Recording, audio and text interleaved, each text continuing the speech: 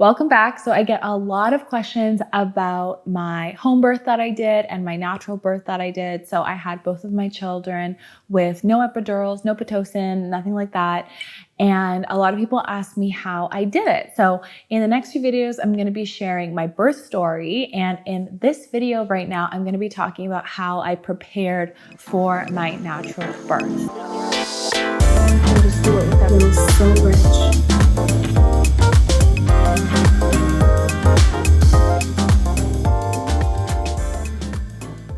So one thing that I want to preface this video by saying is I really believe that every single birth, every single way that we bring children into this world is beautiful. So I don't think that the way that I had my birth is better or anything like that from anyone else's birth. This is just the way that I wanted to do it.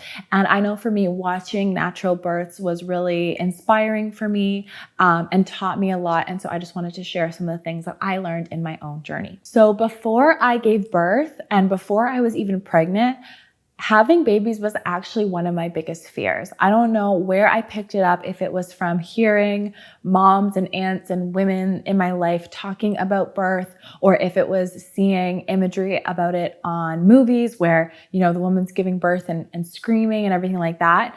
But I definitely picked up this big fear of actually giving birth. And so when I was setting the intention to get pregnant and when I was pregnant, I knew that this was going to be something that I really needed to overcome.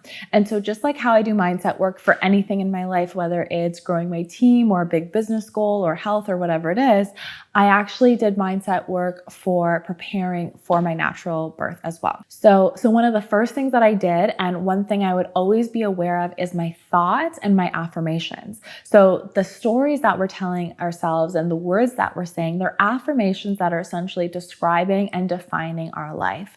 So I began to pay attention to the words that I was using about birth and redirecting my focus to thinking positively about it, thinking that it's going to work out, and reminding myself constantly. I was always reminding myself my body knows exactly what to do.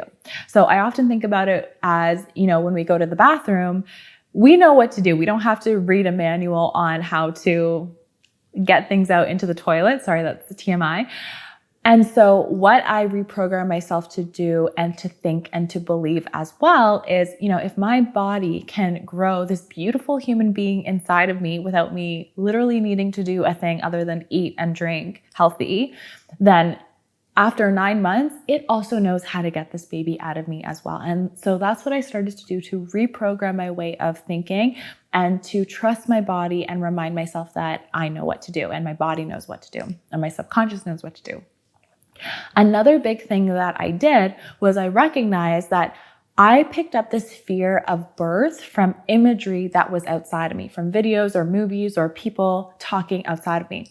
And so I realized if I wanted to start to reprogram how I thought about birth, I needed to see and look at new imagery. So a few times a week, I would actually go on YouTube and search online for natural births. And I watched so many different natural births, whether it was home births or hospital births. There was even one of a lady having a birth by a river. Oftentimes me and my husband would watch these videos together, and it's so beautiful. We would always bawl when the baby finally came out and everyone was so happy and excited. And so by watching these videos over and over and over again, what it did was, we know that our subconscious mind can become programmed with repetition. So it was through repetition that I began to believe that this is a totally normal process, that I can do it. There's all different people from different backgrounds doing it online on the internet, and so I can do it too. Another big thing that I did was I hired a doula that I really resonated with. So years before I was pregnant or even knew that I was going to have babies, I used to work at a tech company. And there was another girl that I worked with there, and she would always talk about her doula. And even though at the time I had no intention of getting pregnant or anything like that, I was always so interested in what her doula had to say. So I knew that she was very much into the universe and was spiritual and, you know, and instilled that belief in my friend to really trust her body. And so I'd always ask her, like, what did the doula say? Or what are the conversations like? And so when I got pregnant with Isaiah, one of the first people that I reached out to was her to say, hey, can you send me the contact information for your doula? And I sat down, I had an interview with the doula, and she was like, you should probably talk to a bunch of people before you make the decision. And I was like, no, I know that you're the one that I'm supposed to work with. And I'm so happy I did. She was such a great support system for me, especially at the beginning when I was very overwhelmed with what appointments I should go to and paperwork and all this stuff. I felt like there was so much that was thrown at me that I wasn't prepared for. Like all the different ultrasounds and everything like that got really overwhelming. And so she really guided me through with that, as well as helped me a lot prepare for the birth. In terms of educating myself, one of the first things that I did was I read the book Hypno-birthing by Marie Mongan. I didn't actually use Marie Mongan's method of hypno-birthing, but I found the book to be very, very informative. One of the things that stuck out the most to me of that book was a story she tells about a cat giving birth. And so when a cat gives birth, it looks for a dark, safe place to give birth. And so there's something about our subconscious mind, our nervous system, that when it's in a dark space, it allows the birthing process and the labor process to move forward. What it also said in this book, in this story, is that if the cat senses danger, so perhaps it thinks that there's a predator, maybe a dog or something around, the labor process actually halts. So the process stops and the cat can then move to a different place to continue the labor. That story really stuck out to me because it made me realize that it's not just my positive thoughts that are reacting in order to move the labor forward, but it's actually my environment as well. So that gave me the sign to set the intention that wherever I gave birth, it needs to be really dark, really dim, feel really safe, have people talking in low, calm voices so that not just my mind, but my nervous system and my subconscious knows that it's safe for the birth to move forward and the labor to move forward. And I think that's a key to why both of my labors were really, really quick. On the day that I was laboring at home with Isaiah, my oldest son, I actually noticed, so I have a pantry area in my home and I have a bathroom on the main floor. And I actually noticed that when I would go into each of these areas that are a bit darker than the rest of my house, because my house has a lot of light, that my contractions actually felt stronger. Like I felt like things were moving forward faster when I were in those two places. So that for me was a big key to wherever I was going to have birth, make sure that it's really, really dark and people are staying calm. I'll talk more about this in my birth story, but one of the things that I did when I was actually in hospital for my first birth with Isaiah is the doctors were often cheering every time a contraction would happen or every time I would push. And I had to say, hey, I really appreciate your enthusiasm, but I'm going to have to ask you to stop cheering. Another thing that was a huge help for me that I would definitely recommend is taking the Hypno-Babies course. So it's hypnobabies.com. And this course is absolutely amazing because it taught me how to do a hypno birth. So essentially you're listening to these hypnosis audios pretty much every day and night. I wasn't perfectly consistent with every single day, but it was very often. But you're listening to these audios and what you're doing is you're reprogramming your mind to know how to create its own source of anesthesia. Right? So pain doesn't come from, if we scrape our knee or scrape our hand or whatever, it's not coming from the place. It's a signal from our brain. And so we can use hypnosis to have it send a different signal or not send the signal at all of pain. And so that's how we can use hypnosis. So the Hypno-Babies course was amazing for those audios. It also was really, really amazing for education. So through it, I learned about essentially the informed consent that a lot of us don't get when we go to the hospital. So I noticed when I was at the hospital, they were like, hey, do you want an epidural? But they didn't actually explain what an epidural is. And I'm so glad that I learned about what an epidural is, what Pitocin is, what all these different interventions are from the course, so that when I made the decisions that I did in hospital, I felt fully informed.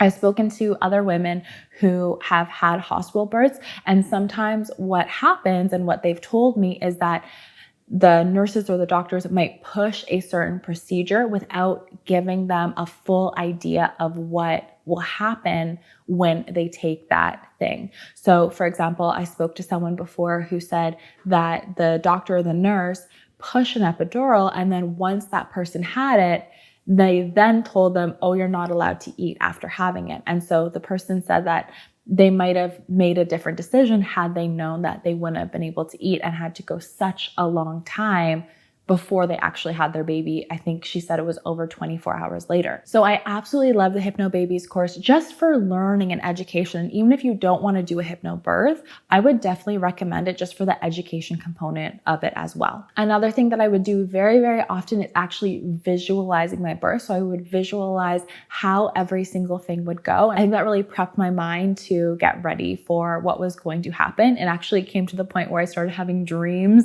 of going into labor even before I was going into labor. So I think that my subconscious was getting ready for everything as well. My doula recommended somebody to come in and do a birthing class in our home. So when I had Isaiah, this was at the beginning of COVID and everyone was, keeping their distance, and birthing classes out in the public were often canceled or there was minimal people that could come. And I also didn't want to risk getting sick while I was pregnant with Isaiah. And so we had someone come into our home, and she brought her chart and she brought her dolls, and she was showing us how the different anatomy of everything work. And I think that just really helped me get a deeper understanding of everything that was going to go on.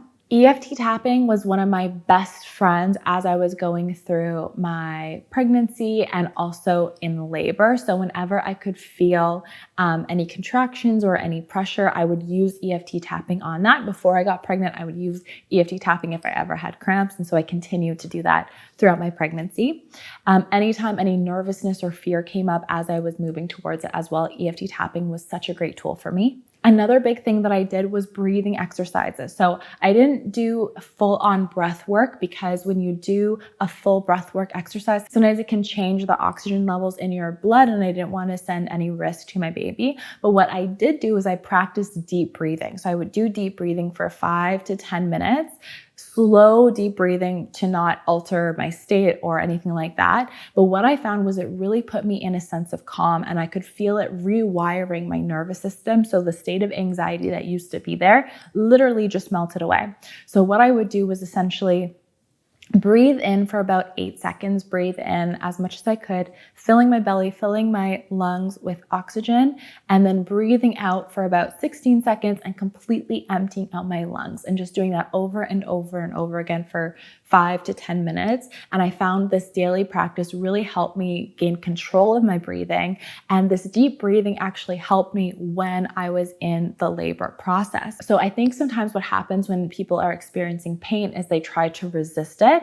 And what helps so much more, what I found, is breathing through it. So embracing the pressure or anything like that and breathing into it and sending my breath downwards, sending my energy downwards. A lot of the time we see breathing exercises where you're pushing all your energy out, like breathing upwards. And what I found for me was breathing downwards into the direction where I wanted my energy to flow was huge for me. Leading up to my birth as well, I did some of the regular stuff that you probably hear about. So eating healthy, drinking lots and lots of water. Actually, when I went to one of my ultrasounds, the technician was saying that my amniotic fluid looked really good. And I think it was just because I was drinking so much water that it was clear. But if you think about it, your baby is essentially peeing and drinking in that pee when your baby is in the uterus. So I wanted it to be as clean as possible. So I was just trying to always be chugging lots and lots and lots of water.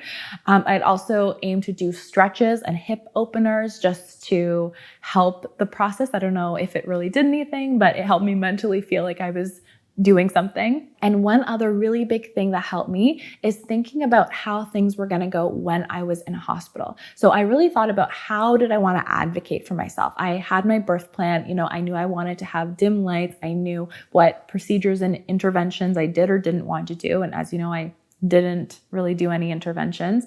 I knew that I wanted to have the ability to move.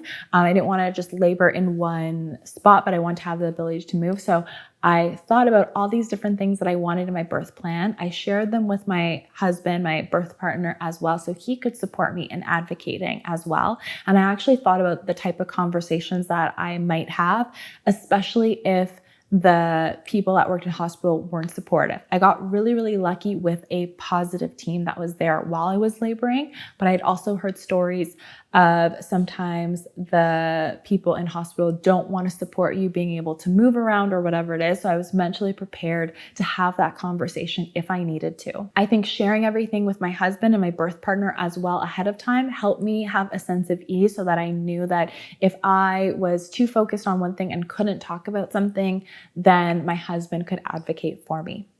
And another big thing, which I never would have thought of, but my doula brought up, was to actually bring my medical records. And I'm so glad I did. So my OB and my hospital where I birthed at for my first birth were connected. They're part of the same hospital. They're part of the same systems. They should have the same systems. However, when I got there, they still couldn't find my records. And so I was so lucky and blessed that my doula told me, get your doctor a few weeks before to print out all your records, keep it in a folder and keep it in your hospital bag just in case, because I was able to give that to the person when I first checked in, it sped along the process rather than them needing to ask me a bunch of different questions. So if you can, print out all of your birth records and have them ready in your hospital bag just in case.